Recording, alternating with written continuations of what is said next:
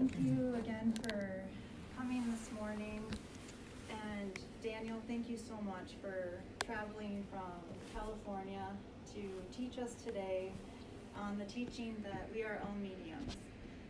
We're all very grateful for Daniel, and we all know him well as he's come to the center several times. And we're very blessed for every time that you do come here. And we also appreciate your family for letting you part ways for the weekend to come and help us learn. So thank you. Welcome to Daniel. Thank you. Thank you. How much time do we have? As much time All as right. you like.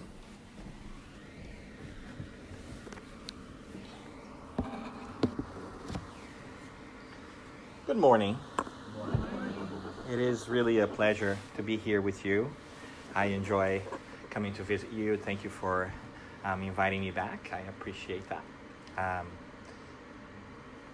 Today we are going to talk about a really interesting topic that I feel is very contemporary and very useful, which is the idea of mediumship, but also the mediumship in everyday life. So I'm going to start with a couple of questions for you, if that's okay. Have you ever felt like somebody was maybe watching you, but there was nobody there? Have you ever felt happy or maybe sad when you went into a different place that you haven't been before? Have you ever been thinking of something and then all of a sudden a very different thought pops into your mind out of nowhere, totally unrelated with what you're doing? Have you ever all of a sudden feel some anger or frustration that is not warranted at all? Have you ever had the curiosity to find out how maybe your parents or family members who have passed were doing, and all of a sudden you just feel the love in your heart? Well, if you have answered yes to any of these questions, you are somewhat acquainted with the idea of mediumship. So what we want to talk to you today is about the fact that all of us are mediums, just in different degrees. And if anything else today, we want to talk about three main points. The first one is that mediumship, it's everywhere and it's always present. It's not something that just happens when you are thinking about it, studying it, or even practicing it at the Spiritist group. It's part of life. Everything we do in our lives has a component of mediumship to it. That is why it is so helpful for us to understand how it works, because we may find ourselves realizing that the spirit influence on our daily lives, it's far, far greater than we previously imagined. Now, when we say that, we generally get worried about it, but we also understand that we need not think just of negative influence. There's always a lot of positive influence in our lives. So bear that in mind, because anytime we talk about mediumship, people generally start worried. No. It's also a good thing, right? So we'll talk about it a little bit. So that's point number one that we hope we may make to you today. Well, point number two is that the understanding of mediumship was revolutionized by Kardec's second book called The Medium's Book. And why is that important? Because it was the first time in history that we finally had a scientific treatise on how mediumship works. Does that make sense? Before then, which is our point number three, before we get there, you had to have somebody who would pass you the knowledge, and you had to have lucky enough to have access to it. But now, if you really want to, you can learn about how the process works on your own, or with other people. So it was democratized. It was made public, and anybody can look at it. And it helped shed some light into the process, therefore making it less of a scary or special thing that only some people talk about, right? And the third thing is that I also see mediumship as one of the greatest proofs of God's love for us, because it allows us to learn about ourselves and others while we're still here.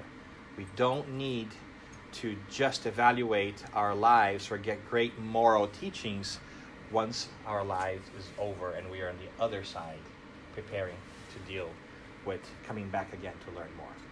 So 3 points there. That's always great. It's everywhere and it's always present, and that's the one that I think we are going to care about the most, because it has a very practical implication. If it's everywhere and always, then we're always dealing with it, which means that it's always great for us to know how to handle it and what kind of impact it has. Does that make sense so far? And at the end, after our 5 hours together, no? You had plans? Lock the door. Lock the door quickly. Now, after our 45 minutes to an hour, if you want to hang around and talk to us and do questions and answers, we're glad to. I love questions and answers. Actually, my favorite. If I could start with that and just do that whole day, I think it'll be more fun because it's more interactive. So thanks for putting up with me for a little bit, and then I'm sure we'll get to exchange ideas later, okay? All right. So I think we ought to start by talking about what is mediumship, right? If we are going to talk about it, we might as well try to define it, right? Mediumship, by the way, mediumship is not a small ship or a large ship. It is a mediumship. In fact, I think that back in Kardec's day, if Kardec knew me, he would say that I'm not a medium ship, I'm an extra large ship. But what is mediumship at the end of the day? Mediumship is the ability that one has to act as an intermediary between the physical and the spiritual realms. Medium, you go in the middle of two things. You act like the bridge that connect the two sides. It's as simple as that, right? And the great interesting thing here is that, I don't know if you know this, but the term medium was first created by Allan Kardec in the 1850s. So, what does that mean? It means that you are not going to see the term medium anytime in print or in our common vernacular before the 1850s. Which means we need to go back in history and look for mediumship, because it has always been there, but it's been there under a different name. And if you do find mediumship in publications that are older than the 1850s, you can be assured that somebody put it there. It's not supposed to be there, because the word didn't exist. It's an edit after the fact, which is always an interesting thing, right? So there's no historical reference for the word mediumship, but the concept is timeless, because Spiritism did not invent mediumship. Kardec's contribution was explaining it and helping it become more clear to all of us. This interaction between the spiritual and the physical realms has always existed, because it's just a natural piece of life and the universe, right? So we want to talk a little bit about that. We're going to dive into mediumship and also check some of our assumptions, because mediumship can be really powerful. And one of them is that if we are interested in mediumship, is because we accept that our spirit lives on after our physical body perishes, right? It will be hard to talk to spirits if we don't believe that there are spirits, right, who survive our physical body, right?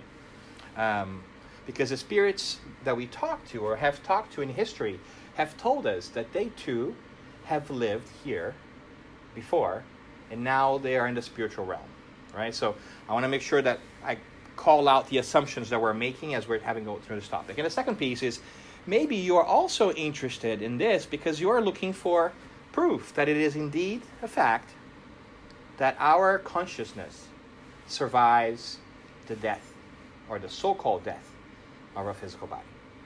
That make sense?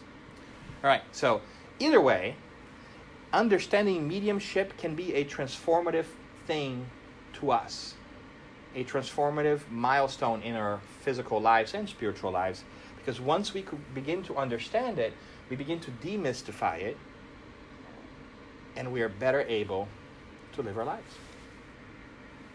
All right, so let's get going.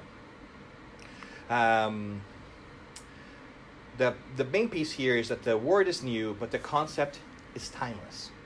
It has always been there. In fact, if we want to take a short trip down our history, we are going to see many different folks showing and demonstrating mediumship under a different name. Shall we take a tour? Why not, right? So way back in ancient Egypt, we have the Egyptians' high priests and the Book of the Dead. And the Book of the Dead was basically a manual that you could read on how to proceed once you got to the spiritual world. After you're dead, this is what you do to get to the promised land, so to speak. Well, you can only get that book if you have talked to somebody who has done the passage. Therefore, you are talking to a spirit, right? Through mediumship. So it's very interesting. If we go a little bit further to Greece, we had the Oracle at Delphi. And the Oracle at Delphi wasn't a place, it was actually a person. And you would go to the Oracle, which was a woman, and she would answer questions to you from the gods. The gods being the code word, and the Greek mythology to spirits, right? The whole mythological piece are stories made about these supernatural beings, which is, a adaptation of contact with the spiritual world, right? We're going to go quickly. We're not going to spend a lot of time, but here we also have Socrates, who was a great thinker, as we all know, foundation of Western civilization as we know it. And Socrates tells us in his writings, or in the writings of Plato about Socrates, we also learn that Socrates used to talk to what is called a daemon, D-A-E-M-O-N. A daemon over here is not a demon. The idea of daemon, from where the word demon came from, is a spirit.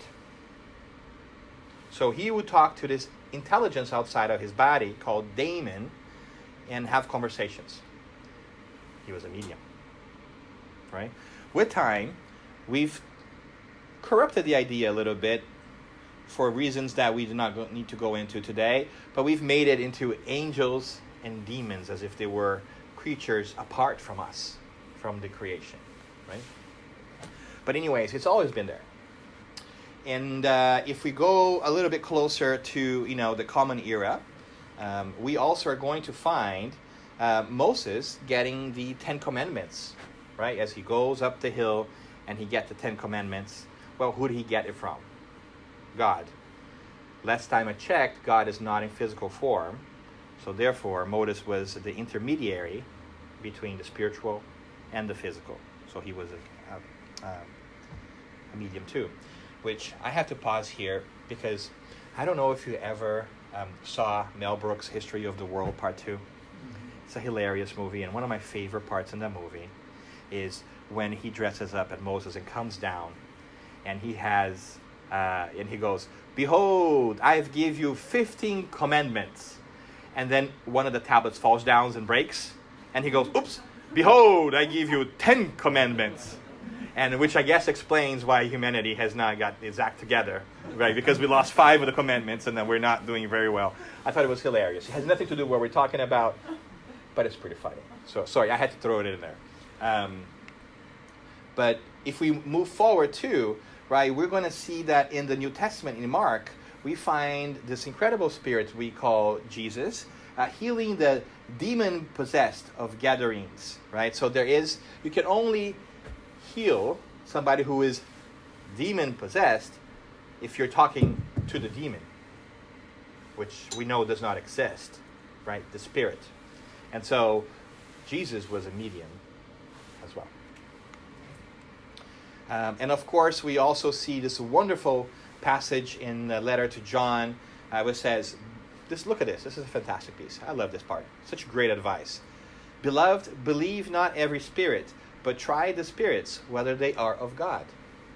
Because many false prophets are gone into the world. The word prophets here, oftentimes code for, at the time, right? Those who were talking to the spiritual world. And it's wonderful because this is practical mediumship advice being given to us by the early Christians who also believed in mediumship and reincarnation, but who had, but we don't know this because, the creation of the New Testament and some editing afterwards doesn't always include all the passages that were originally there. Conversation for another time. Sometimes we talk about reconciling the New Testament and reincarnation and so forth. We can talk about this, but it's interesting to see that even in our New Testament we find practical advice about mediumship. And of course we have Paul that says, though I speak with the tongues of men and of angels and have not charity, I am become as a sounding brass or a tinkling cymbal.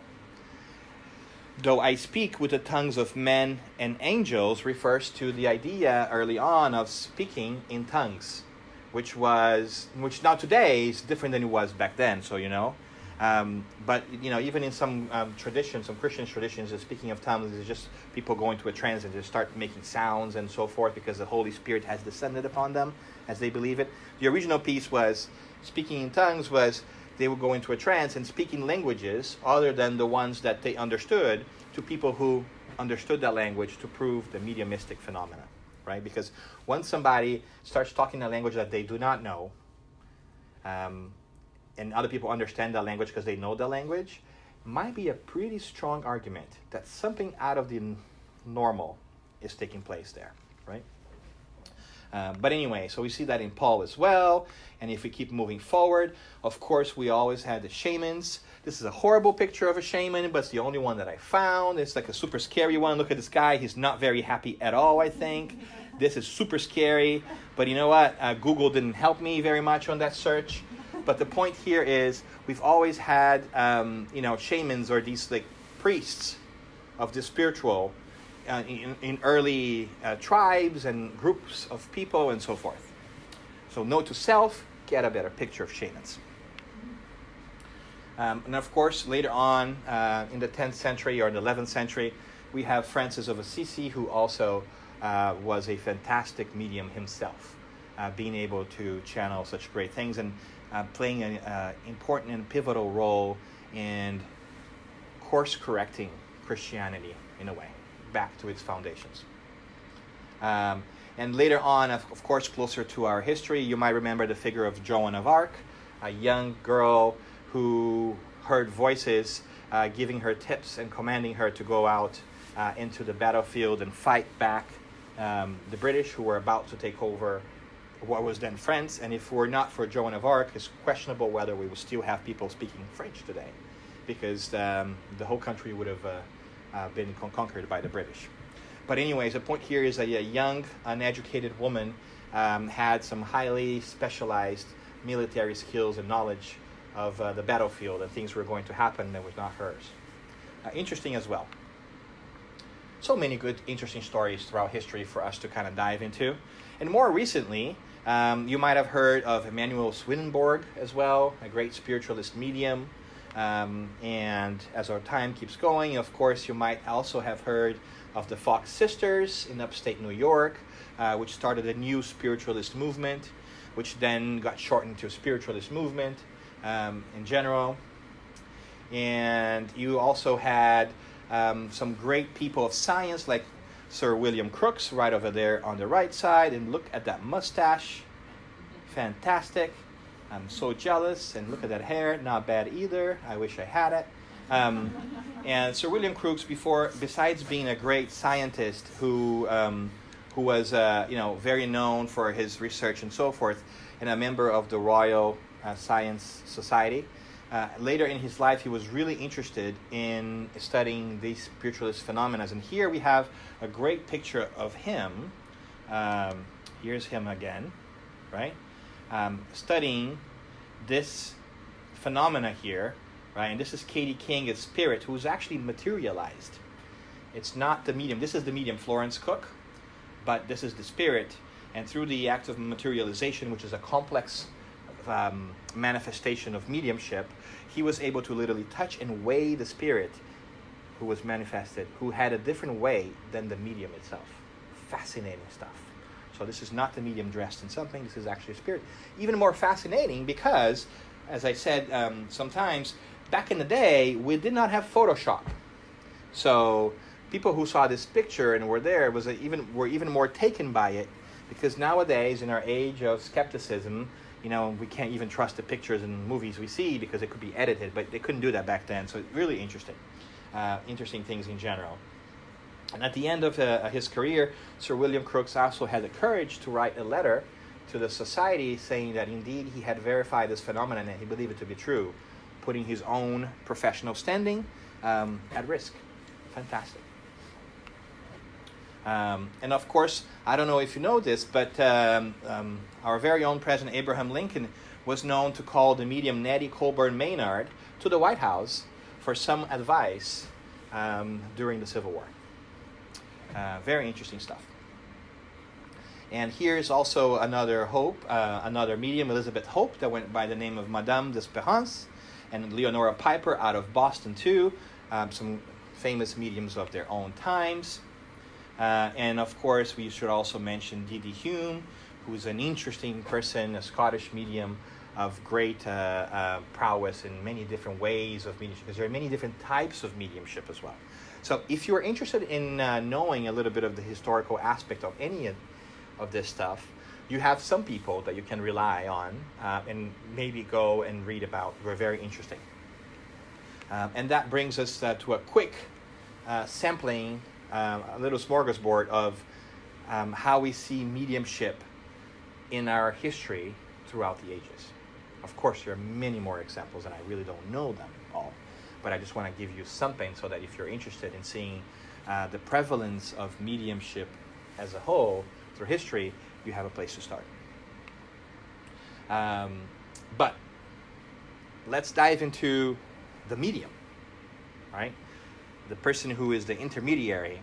And I think that would help us draw some connection. So what we are told by the good spirits after many years of studies based on Kardec's work, and I should say this comes straight out of the Medium's book, is that every individual who senses the influence of spirits to any degree of intensity is a medium, right? So if we register the spiritual world in any way, we are a medium. The difference is that we call mediums or extensive mediums those who display above average sensitivity to this. But all of us have it, right? But it's confusing because we only say, oh, that person is a medium because they have the sensibility augmented or enhanced somehow than we do, right? This faculty is inherent into humankind. All of us have that without exception. We might just not be aware. And when I asked you those questions earlier today, are because I wanted you to start thinking about those scenarios which help you understand that you too are a medium, even if you don't notice. It does not mean that all of us will be able to consciously carry out a conversation with the spiritual world and hear back. That's not what I'm saying. I'm saying is we can all register the influence of the spiritual world. Does that make sense? Okay. So everyone is a medium. It's all about degrees. How much of that do you feel in your life?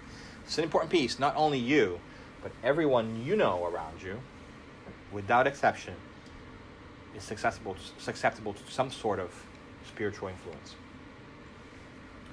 Again, not something to be alarmed by, because guess what? We've always been susceptible to spiritual influence, right?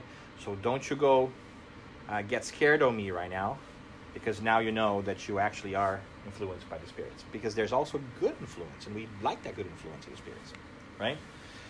If we dive a little bit deeper in there, we're going to see that an influence is so great, greater than we imagine. In fact, Kardec asks in this wonderful book, the Spirit's book that gets it all started for us as Spiritists, In question 459, do spirits have any influence on our thoughts and actions?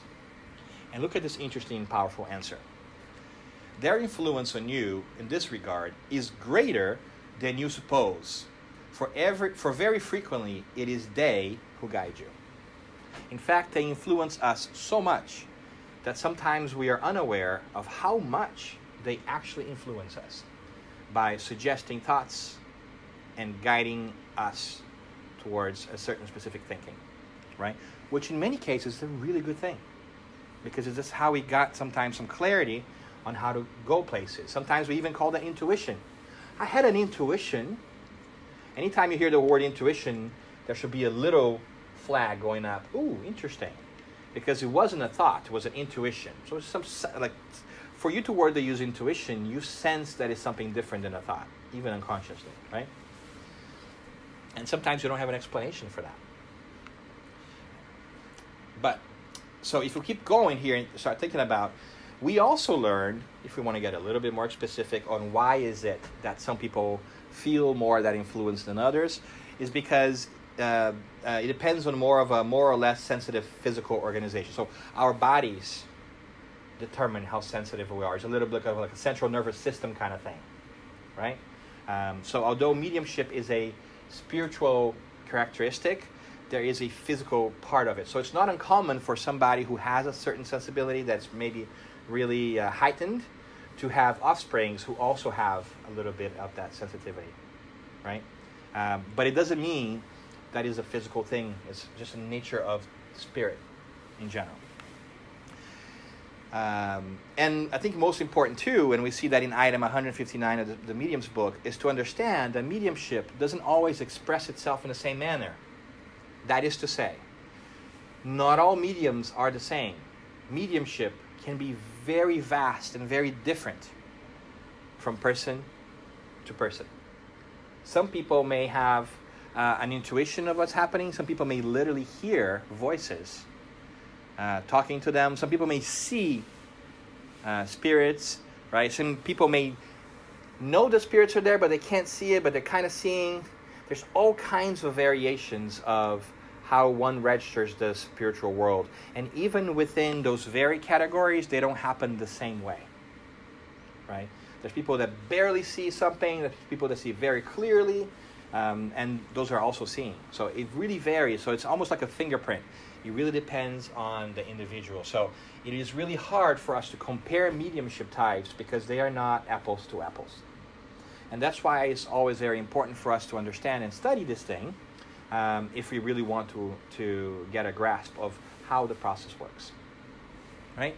And again, I talked to you about the medium's book published in 1861 because it was the first treatise, as we dive deeper into it, right? It was the first treatise on mediumship ever written. And sometimes I feel like we lose the significance of that. Before then, what we learned about mediumship was passed down person to person, right?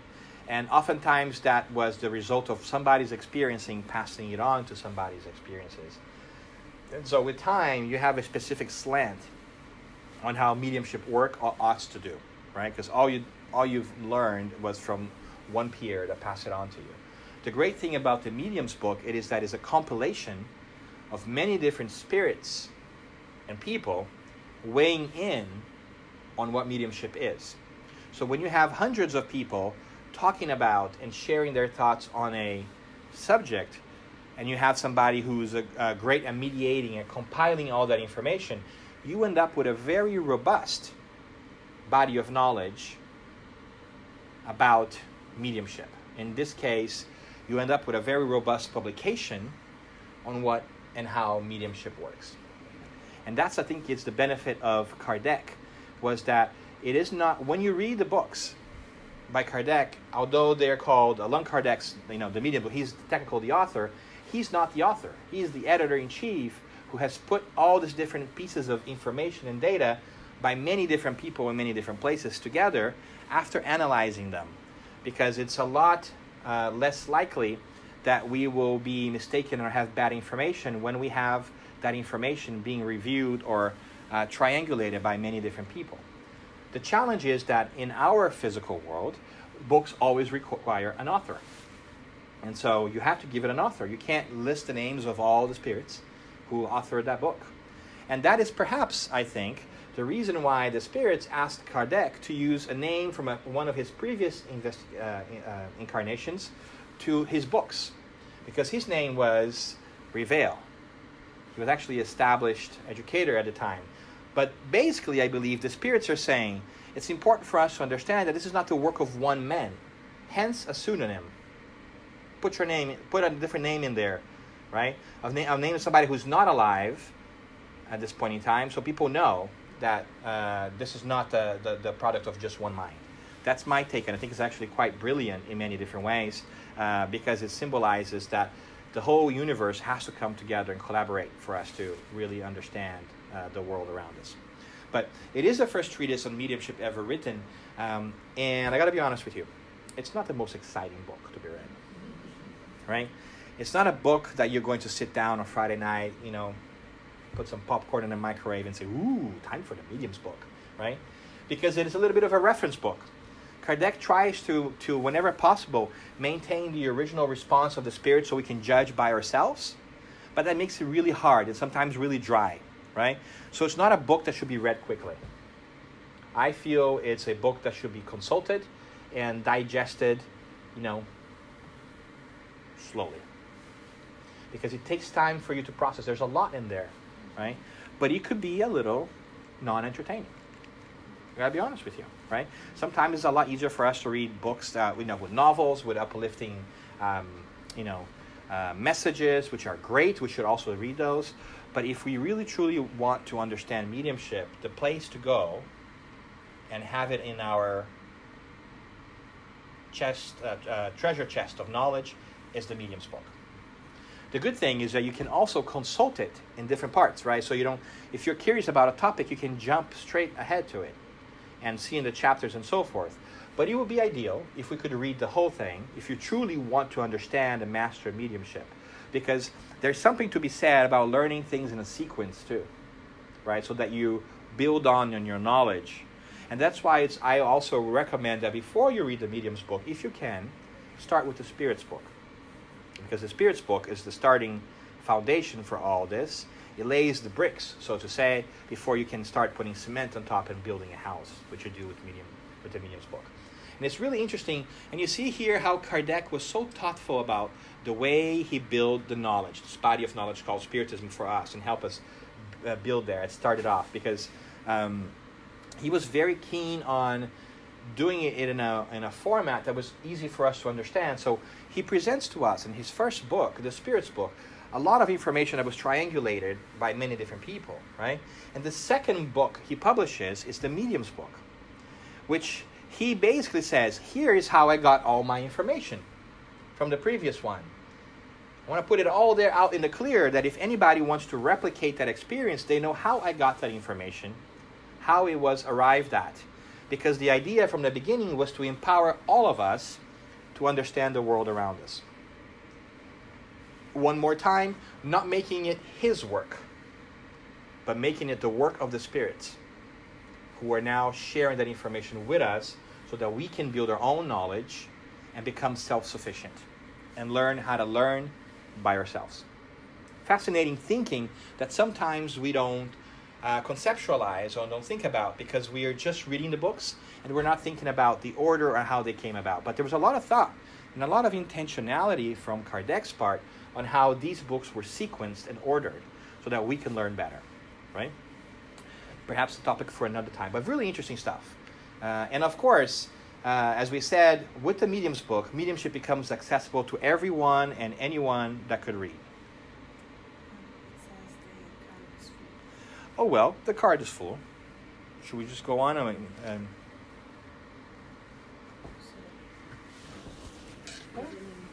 Stop recording, yeah.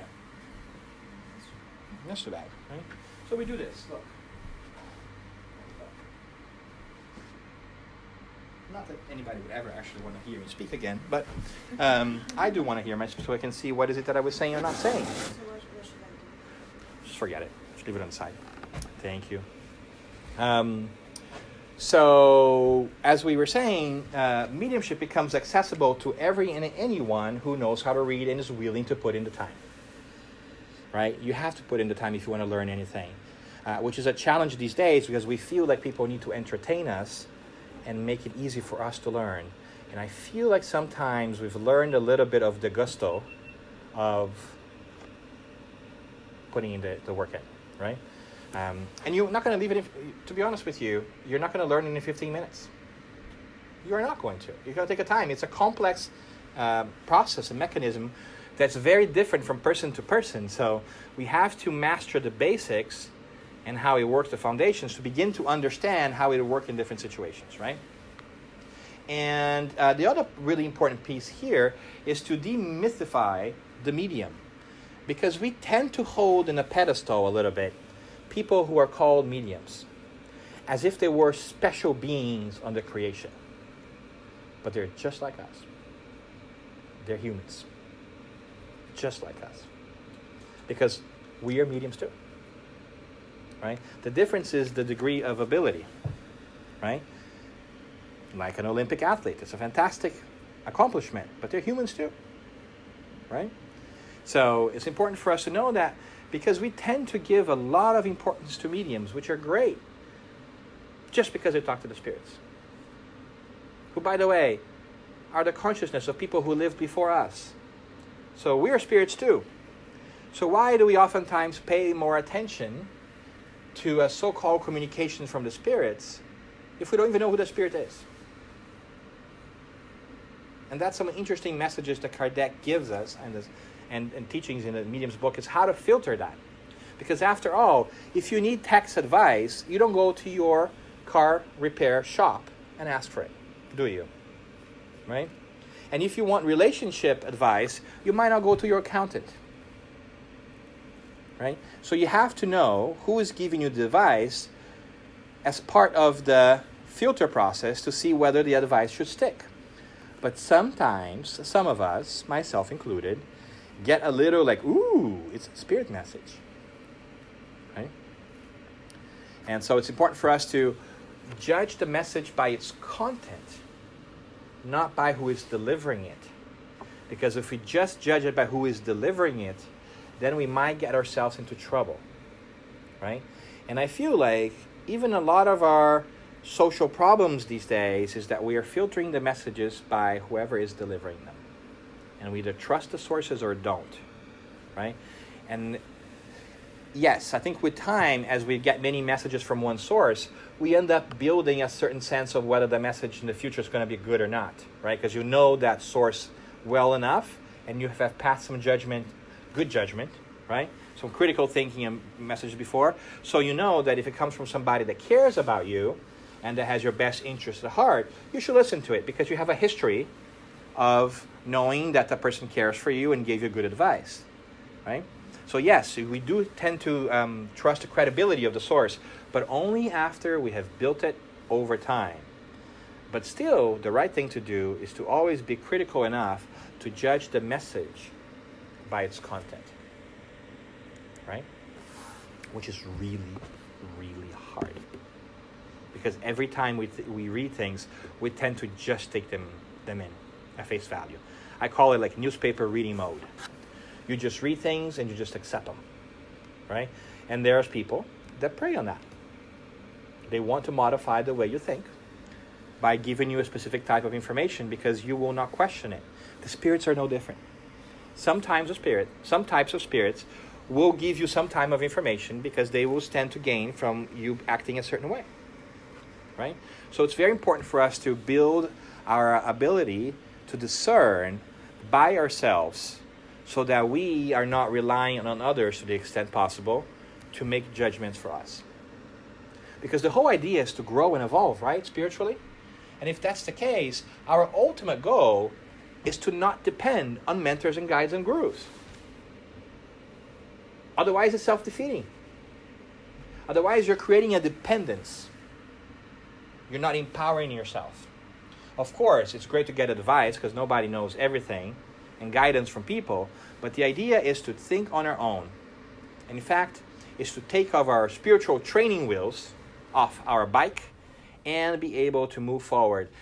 If we think about this, we should actually try, and it's kind of our sacred duty in a way, to try to give less and less work to our spiritual mentors. Right? As opposed to, what should I do here all the time? Right? Which is really hard, because sometimes it's nice to just be told what to do. Let's be honest. Right? But anyways, I'm going to get off my soapbox here for a second and continue on. So mediumship is a really powerful tool for learning. That's why we like it so much in Spiritism, because it allows us to learn from others, which I'm sure we can do without mediumship. We can listen to each other and decide whether the message is good or not, as you should be doing what I'm saying right now. Don't trust everything I say. See whether it makes sense to you. If it does, then keep it. If it doesn't, then say, the guy didn't provide me with great information, but he was nice and kind. I should feed him afterwards, because he likes the food here. Anyway, sorry, I went off on a tangent there.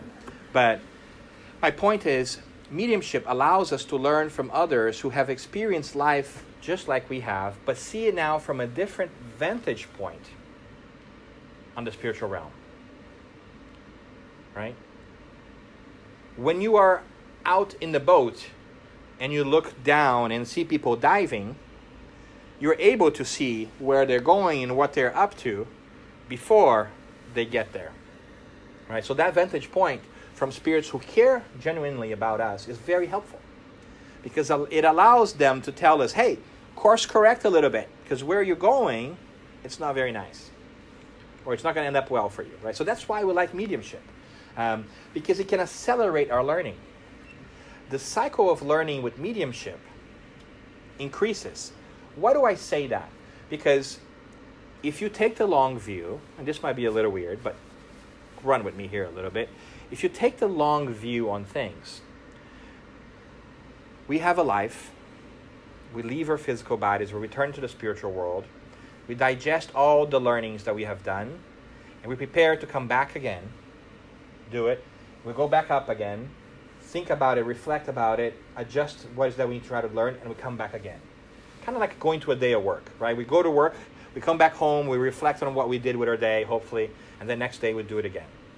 Now, with mediumship, it allows us while we are at work, while we are at our lives, to have some reflection about how we're doing there, without having us go back home at the end of the day to reflect and do it again, which means it allows us to move faster, because we can course correct midway, right? And so the study of mediumship affords us a continuous process for evolution if we are really willing to leverage it. I call it our spiritual GPS. Right? You all might have GPS in your cars, and if you're young enough, you might not even know what it is to have a car without GPS, or with a phone without GPS, which is kind of a scary thought a little bit, because I'm getting old, I guess. But and if you are like me, you probably name your GPS, right? So that voice that comes into my car and says, turn left in 200 feet. It's called Martha. Martha is very helpful to me all the time, right? Because it gives me direction on where is it that I need to go. It gives me instant feedback. When I am off course, what does Martha say? Recalculating. You've probably been the victim of this, right? Oops, wrong turn, I missed it. Recalculating. And I feel mediumship helps us recalculate if we are paying attention to the teachings and making good use of the messages and books and everything that we have, to say, all right, I need to reflect here, and maybe I need to reconsider what I was doing. So mediumship, in a way, is an incredible, powerful tool to help us shift our mindsets from physical beings to spiritual beings. In our day-to-day, we generally don't think of ourselves as spiritual beings. But we are. We are spirits temporarily here on earth, donning a physical apparel, who eventually will get changed by another one, just like we change clothes after a day's of work. Right? Mediumship reminds of that process and helps us stop focusing so much on our clothes and build instead skills and abilities of a moral and intellectual nature that we can use not only on that day, but on the future days ahead. That is to say, on future incarnations as we come back. Which explains why our older brother and much wiser spirit, the Christ, hinted at us that we should gather treasures in heaven, where it does not rust or moths do not eat it, right? Because putting all our attention in the physical realm is sure to let us down, because these things are going to go away. So if the things that we focus on are going to go away, we are going to be disappointed, which is actually one of the central messages of Buddhism, attachment to impermanence. We should not be attached to impermanent things.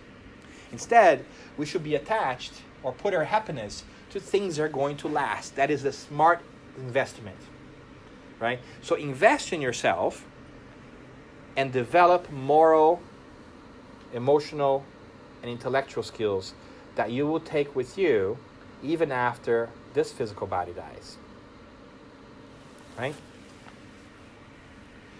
It also helps us understand, when we go into this mode of understanding the higher purposes of mediumship, that we, especially here in Spiritism too, we're no longer as concerned with a mediumship of physical effects.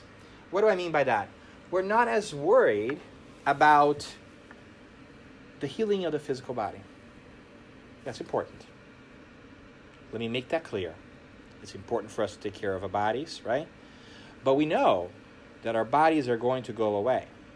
So we are more concerned with the healing of our emotional and spiritual beings. That is why you might be seeing that more and more in Spiritism we have less mediumship of physical effects, spiritual operations, and so forth, because you can fix the body, but if you haven't fixed the underlying cause of the problem, that physical ailment might come back, right? I give an example always that is not very erudite, it's not very educated and polite, but maybe that makes sense to me. So, you know, when you, imagine this, imagine that you're in somebody's house who may or may not be your friend, and imagine that person pushes you into their pool, right? When you come out of their pool, you say, oops, I'm all wet. So you go into their closet and you pick up new clothes. But, you know, you don't want to put their underwear on. So you keep your underwear on. And guess what's going to happen after a while? You're going to sit on those new clothes with your wet underwear, and that clothes is going to get wet, right? Not the most scientific example here, but that's kind of what happens with our spirit and our perispirit, right? As we move from life to life, if we don't address the core issue of our wet underwear, we will continue to affect whatever clothes we put on later. Changing those clothes are going to help us for the short term, but it will not take care of the root cause of the problem. So in Spiritism, while we value the cure of the physical body, we are more concerned with the cure of the immortal spirit, so as to prevent ailment in the long term. Does that make sense? So that is why, this is a long story for us to share that that's why we are going to see that more and more we are interested in mediumship of intellectual effects. What is that? Mediumship that has to do with teachings, of moral teachings, rather than fixing or providing physical phenomena. Like materialization, as we saw with Sir William Crookes and so forth.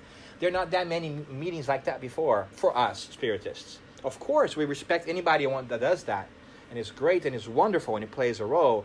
But because we've already accepted the phenomena and know how it works, we're now focused on getting emotional teachings and spiritual teachings to help us through many lifetimes, not just this life. Right? Which, by the way, may also shed some light for you into why some illnesses return, even during this lifetime, when we have taken care of them. And why some people sometimes have an illness and they take care of it and it never comes back, and why other people have the same illness, they take care of it and it might return. Right? It might be just there is an underlying cause that predates this life, that was triggered by these past lives, that is forcing us to handle that. But that's a conversation for another time as well. In the same manner, this is why we stopped doing mediumship meetings in the Spiritist content, seeking for proofs. You might see sometimes a spiritualist tradition of, I'm going to give you a message. I don't want you to tell me anything. But later I want you to validate whether or not that was true, right? Because that type of communication, which is very important, especially for people who don't believe yet, is predicated on providing proof to people that their loved ones survived the physical body. But within the Spiritist body of knowledge and practice, we have already satisfied our curiosity, and we're now building on the consequences of that knowledge. We have already accepted that life goes on because of the many proofs we have already received throughout history and our own experiences. And now we are more concerned with what does that mean? What does that mean to us if life goes on? Not if life goes on, but what does it mean? Should I be kinder and nicer to people if I'm going to see them again? Maybe. Should I put extra emphasis in addressing the issues that I have now that are of a relational or emotional basis with other people? Yes. Because those problems are not going to go away when we pass from this life. Right? So we begin to think differently with mediumship, especially in the Spiritist context, because it propels us forward into the moral consequences of things. And that is, for instance, one of the reasons why we try to use mediumship as a helping tool for others. And why we Spiritists choose not to commercialize it. Because we don't see that as a ability or property of the medium. He is the intermediary between realms, and we choose to use that for moral and personal development of others. It does not mean to say that we prohibit paid mediums. It has nothing to do with that. We don't prohibit anything. People make their own choices. We just say that we prefer to do it this way because it also leads credence to the work that we do. Because once you're offering something for free, people will have less of a doubt as to why they should listen to you. Right? Because you're just doing it out of the kindness of your heart. It's also a little bit safer in many different ways because it prevents us from forcing a communication because you feel like you need to get payment for that. Because if a medium who is really aware of the mediumship process will know, you cannot guarantee spirit communication. Because it's the phone that you call the other side, but if they're not there or they want to answer the phone, if they're screening your calls, tough luck. They got caller ID better than we do, right? And so when you call them, they might not want to talk to you, right? And that might be out of the kindness of their heart, because it might be their way of saying, you need to learn this on your own. You can't call me all the time. It's time for you to walk with your own 2 feet, right? And so the understanding of mediumship is a very important central part to it. And that's why in the spiritual realm, it's really important for us to know mediumship. And in the Spiritist realm, even more important that we are very vigilant about how are we employing these gifts that we are receiving, right? But anyways, got off my soapbox a little bit here as we wind down. And I want to make sure that we talk about those main topics that we set out for ourselves before, which is the fact that mediumship is everywhere and it's always present. It is a constant of life. Whether it happens to you or to other people, the influence of the spiritual realm, for good or not so good, is present. And it's not different, if you think about it, than the influence we already receive from each other. The peer pressure of day-to-day life, right? We all probably know that or have a friend that, influences to do not so great things, right? There's always one in every team, like, come on, let's not go study. It's Friday. Let's go to the movies and see cars explode. That's going to be way more important and better for us. It will be so much fun, right? And it will be every once in a while. You can see a car or two explode. I'm not saying don't go to the movies. I'm saying, we all suffer already this kind of influence on our day-to-day life. The thing with the spirits is that we don't see them. So their influence can be more powerful because we just think it's us doing it. Or we're not thinking about it, right? Somebody whispering in your ear, let's go to the movies all the time. It's a lot easier for you to push aside when you can see it, right? When you can't see it, it's a little bit harder, which works really well for good things. When people are saying, do the right thing, it works well because we get some good advice, right, from mentors and guides, intuition, and so forth. But if it's bad advice, then we're also susceptible to it. So what does that mean? It means that we must pay attention to the thoughts that we're having. And again, be vigilant again to what is their content and whether they jive with what it is that we want to do. Which leads us to a very difficult path of self-discovery. Because you need to know who you are and what you are about to know whether you're being influenced or not. You can only know if you're being influenced if you know what you're about. And truth is, we don't know completely what we're about just yet. And that's okay, because we're still learning. So we must necessarily, whether we want to be practicing mediums or not, pay attention to the idea that we ought to know ourselves or think and reflect about who we are, because sometimes who we are is different than who we think we are. Sometimes we think we're very tolerant and very patient and very kind. And when we talk to those people around us and say, I'm a very tolerant person, they go, right? And so it's important for us to gather good feedback from people who we trust to assess that, but to, more importantly than ever, to center ourselves into discovering what is it that we are truly about and what is it that we want to be about, right? The Cheshire Cat in Alice in Wonderland has a wonderful, wonderful quote that I love, and it tells Alice in Wonderland, if you don't know where you're going, any road will take you there, right? It's really true, right? If you don't know what you're about, what you want to do, then just do whatever, right? Because it doesn't matter. But if you know what you want to do, or if you want to be, then we can backwards plan from that and say, these are the things that are going to help me get there, right? So it's everywhere and it's always present. And ultimately, it leads us to reflect upon ourselves. Because truth of the matter is, spiritual influence does not excuse us from having responsibility.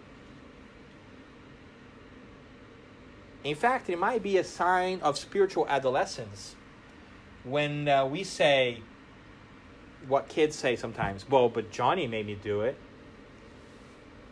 We do that as grown-ups all the time. It was not my fault, it was the media. Oh, this media is horrible. All it does is influence people. Well, we let ourselves be influenced. Don't like the TV news? Turn them off. It's not their responsibility. It's not your responsibility to watch and be the judge of the world.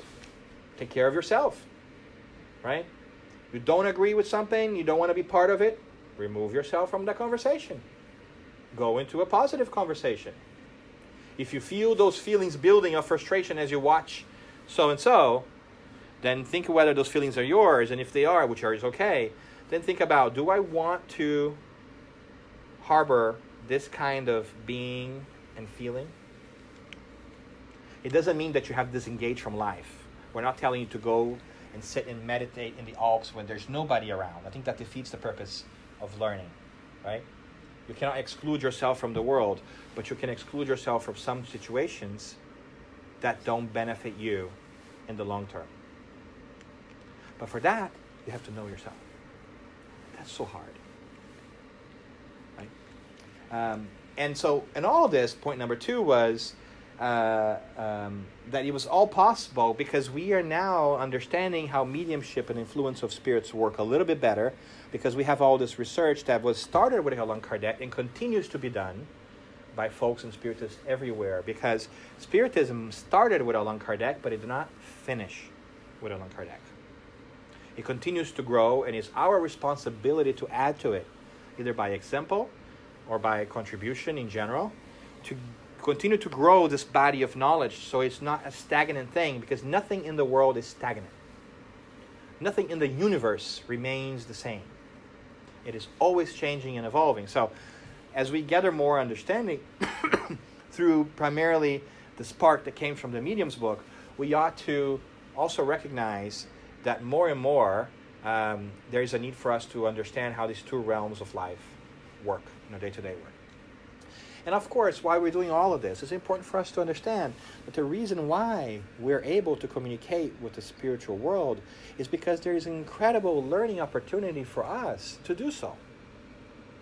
We can gather incredible knowledge of a moral nature, an intellectual nature, that may help us in that very quest that we were talking about of knowing ourselves. It would matter very little if we acquire all of this knowledge and all we do with that is tell other people to follow it. Like a credit card, spiritual evolution is non-negotiable and non-transferable. You got to do that yourselves. You got to pay your own spiritual bills. You don't get to run your spiritual credit card and then have somebody else bail you out or declare chapter 13.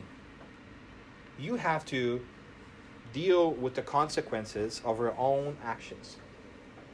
And so it's very important that we start asking ourselves, how am I doing? In the accounting of life, right?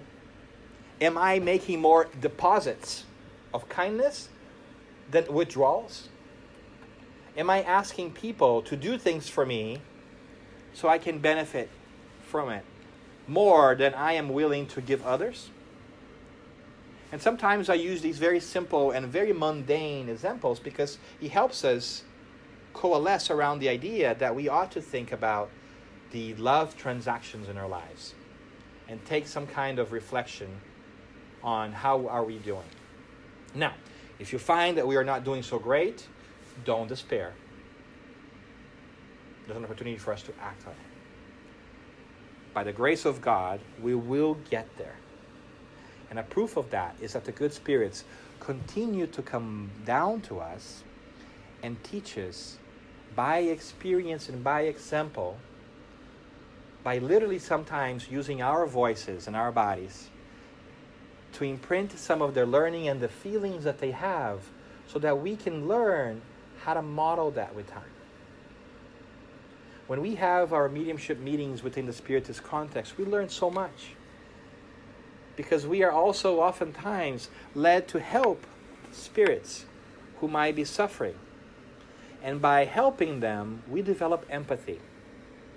And we begin to make some small payment in the divine credit card of love and kindness. Because God loves us in such a way as to always give us opportunity to learn. God cares for us in such an immense way that is difficult for us to fathom because our hearts are somewhat very small still, that we continually have great messengers coming through times to be incarnated with us, and great messengers that come and talk to us through mediumship as well. Voices that can be heard anywhere in the world and that are influencing us to move forward in a positive way every single day of our lives. Because the universe wants us to move forward. God wants us to be happy. We were made to be happy. But we have to choose to be happy and then be disciplined to follow up on that decision. Why? Why weren't we just all made happy all of a sudden? Why don't we all get gold medals from the Olympics all of a sudden? Would it be as meaningful to us if we got the gold medal, say, here it is, you did nothing, but here's your gold medal? You say, oh, cool, great. Can I melt this down and sell it? Right? Some of us would probably think that, right? Can I put this on eBay? right? But if you competed on that sport and you won over yourself, what wonderful meaning that would have to you. So earned happiness is the best kind of happiness because it's eternal. And that's what we're here to do. And the ability to connect with the spiritual realm allows us to get the furnishings and the information to make the transformations that we need inside to get to the point faster. So I hope that more and more we can look at everything about mediumship and think of it not as a mystical thing that some people do, but as a part of day-to-day life that we're now able to understand. And for that, we should be grateful to God. So I thank you for your time there. And if we still have a little bit of time, I know I tend to babble, but if we do have a little bit of time, I'm glad to entertain comments and questions and talk a little bit more about it. But regardless, thank you. Thank you for listening. I appreciate it, especially on a Sunday. It's Sunday, right? It's Sunday. Yeah. Okay, it's maybe the Sunday. Sunday.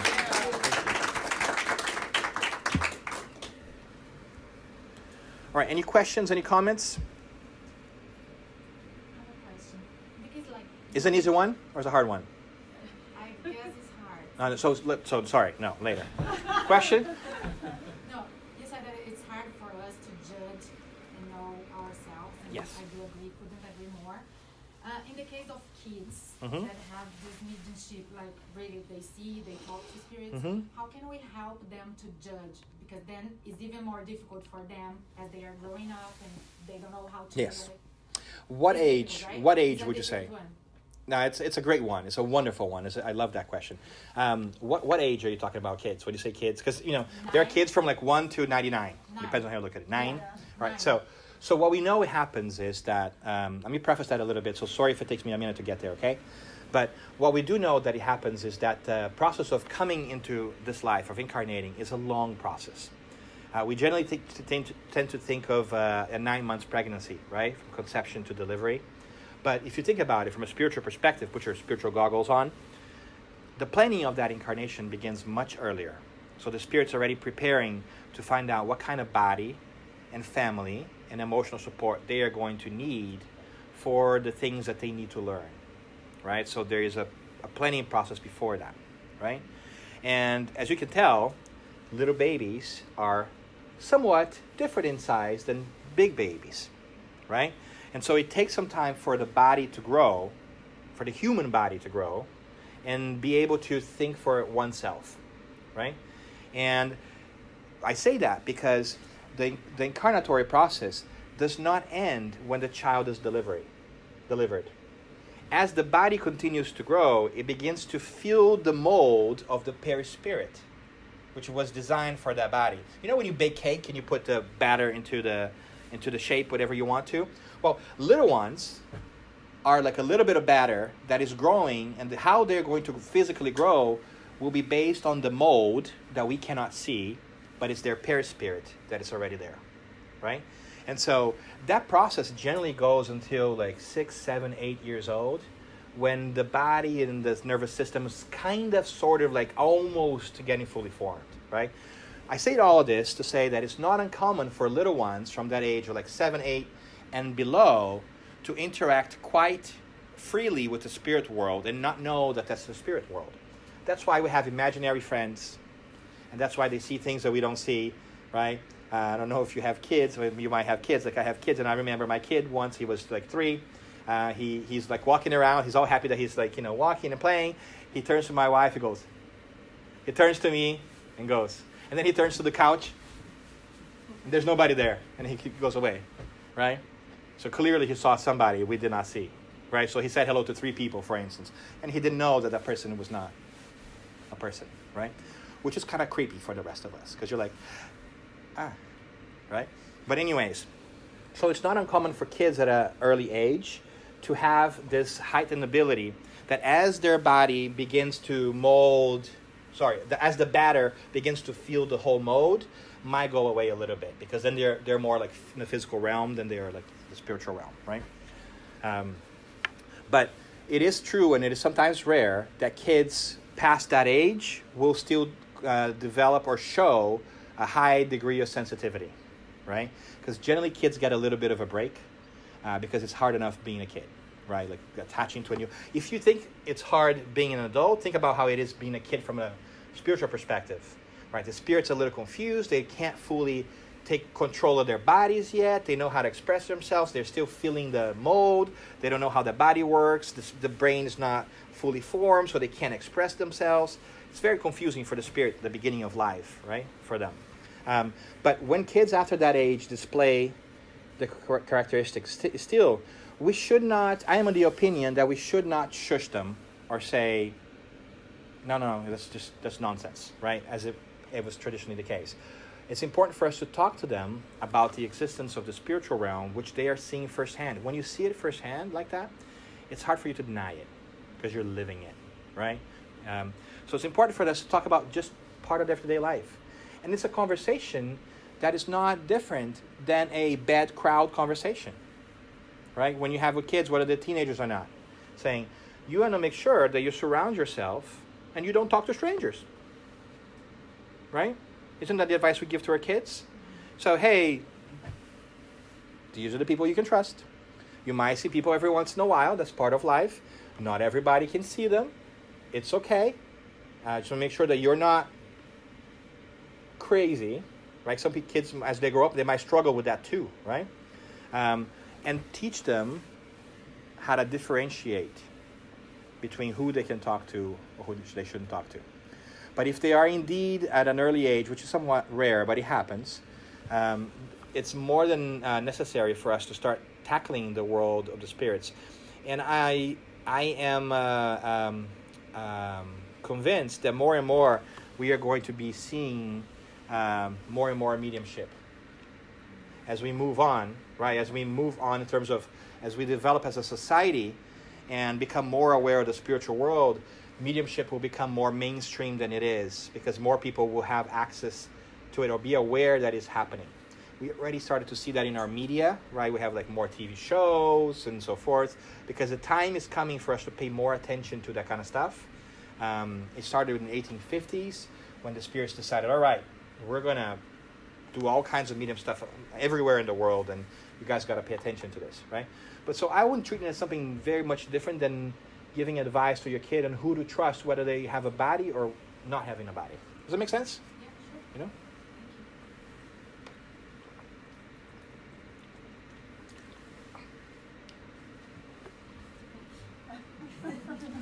This segment sponsored by Ice Mountain. That makes any questions about that? Did any of the stuff not sit well with you? Do you have questions about anything else or disagree with anything else?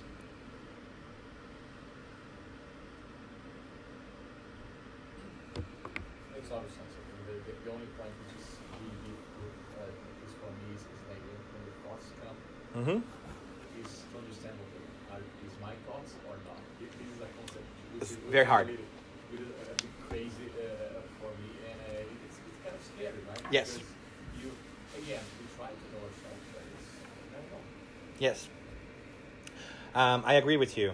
And I think that it's good for us to grapple with the question and be in the discomfort of not knowing because we're thinking about where they're coming from.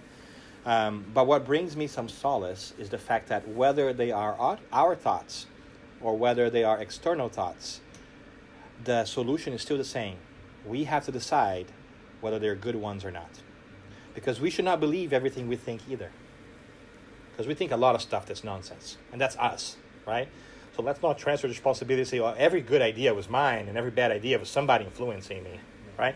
Our ego likes to do that. We do that all the time, right? Oh, that was a horrible idea. Clearly it was a spirit, right? But the good idea is mine, right?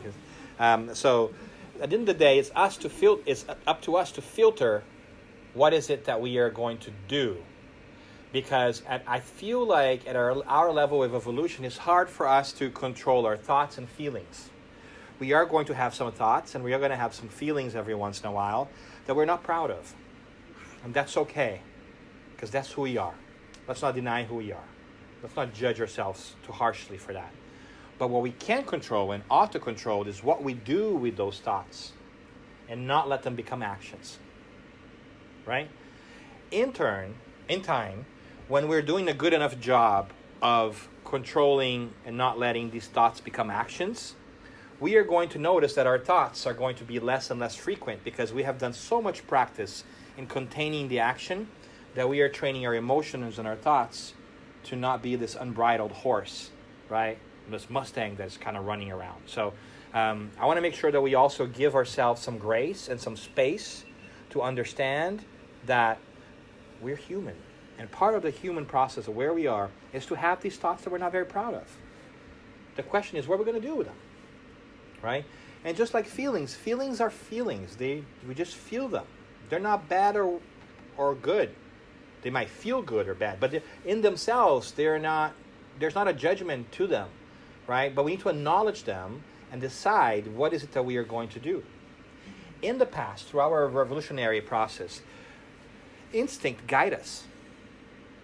Instinct guided us because we didn't have reason to make good decisions. So we needed kind of like an autopilot a little bit. We needed to preserve ourselves and live on. So it's only natural that animals will have instincts of self-preservation because we need animals to continue to exist and breed so they will have physical bodies so that they can come and experience that stuff. So that's very good.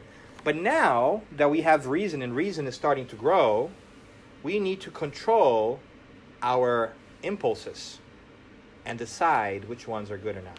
You can't just do away with all this evolutionary history that we've had in 100 years or 200 or 1,000 years. God knows for how long we have existed. We don't know yet where we are, right? So it might have taken millions of years for us to get here. It won't disappear in 200 years. But we can make incredible progress by letting our reason check in with our emotions and decide a good course of action, because we like to think we're rational beings, but we are really emotional beings because our emotions still guide our thoughts more than the other way around. We find intellectual reasons to do the things that we want to do more often than we want to give ourselves credit to. I'll give you an example. It's going to be embarrassing. Silly. I have 3 headsets, like Bluetooth headsets, and I only have 2 sets of ears. I mean, 1 set of ears, or 2 ears. I cannot possibly use 3 of them at the same time, right? So why do I have 3 headsets?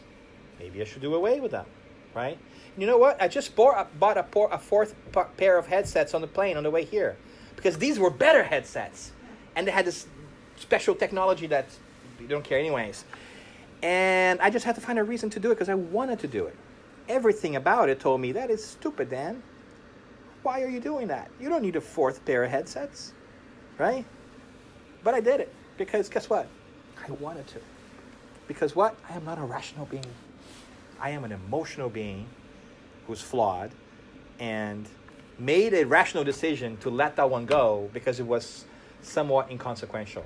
So I justified, it's just a headset. But it isn't. But you see what I'm saying? So it's only normal that we do these things, but we need to catch ourselves and know, I'm doing something that I probably shouldn't do it, and I'm still doing it anyways, right? At least we ought to be honest with ourselves, right?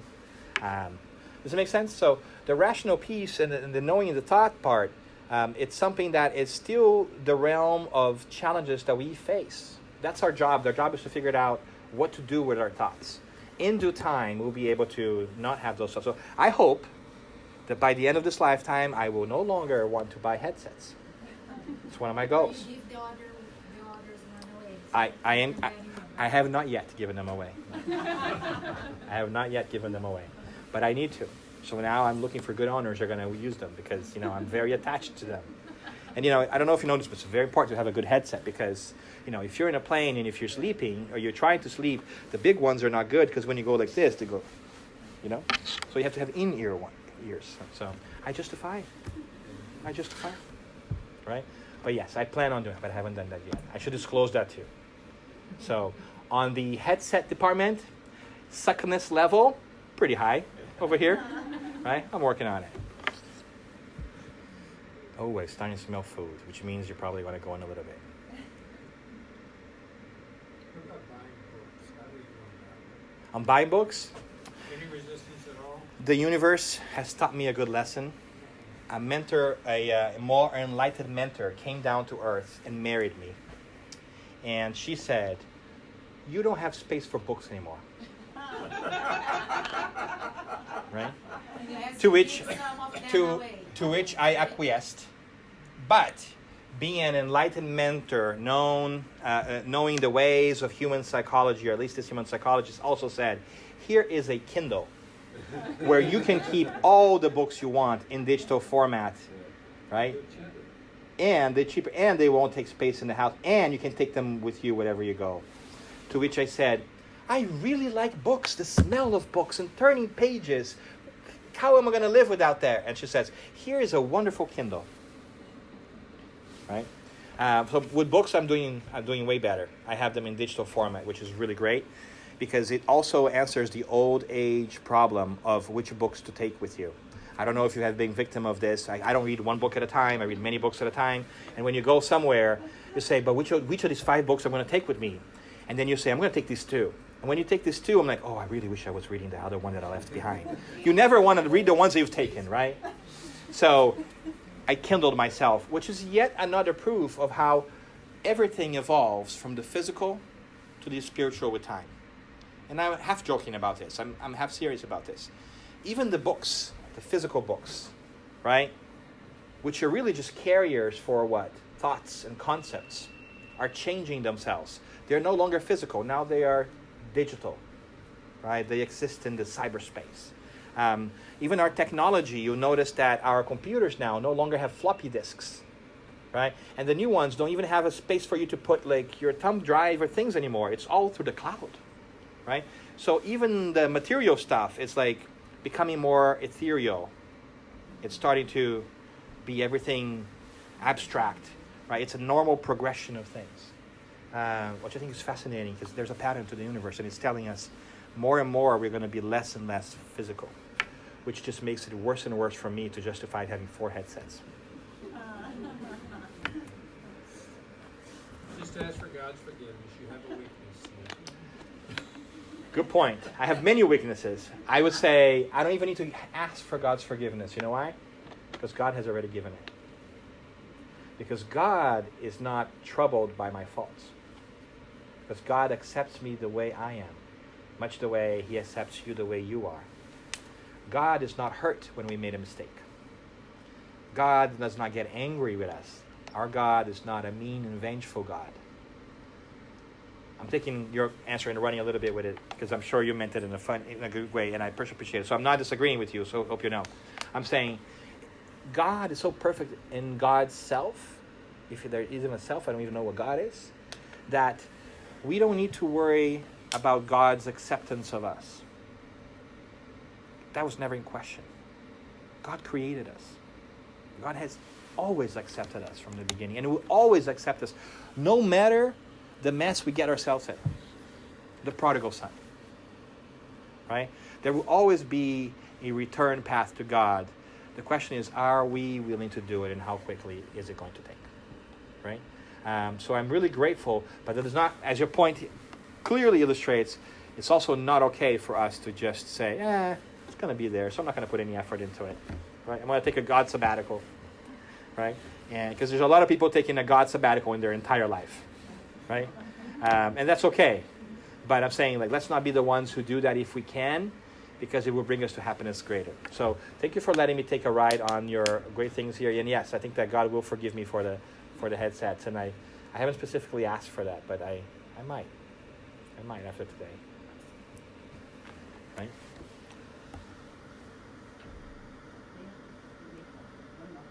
Yeah. And really quickly, if you guys want to go, right, you don't want to hang out with questions, that's okay too. I won't be troubled by it. What time do you need to leave from Milwaukee? What time do we need to leave from Milwaukee?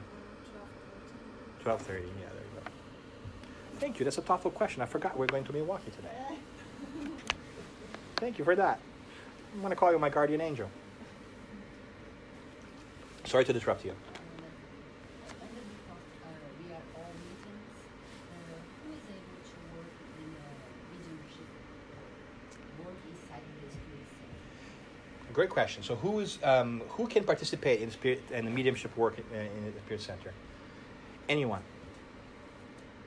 Anyone who is willing to put in the work, continue to study, and have the discipline to show up and try to better themselves. because the mediumship work within the Spiritist context is not one of just being the medium itself. It's helping with the process. And in a mediumship meeting, especially in the Spiritist context, as we do it as a group effort, because there is strength in numbers. So we can support and assist each other, even energetically, right? So if you're not feeling that great one day, that energy of a group helps sustain and stabilize the meeting. And in that meeting, the way we do it, we don't just have people who are able to see, talk, or sense the spirits. We also have people who can offer some advice and counseling to those who are manifesting. And more importantly, we have people who may not be doing both, but who sit there and pray and emanate good vibrations and help sustain the work by being, I want to call it, spiritual or divine batteries, right? Of channeling that energy, that good energy of kindness to the spirits who are manifesting and to the medium and to the counselor as they are going through the process. So if you want to be part of such a group, then talk to the workers here at the center and talk to them.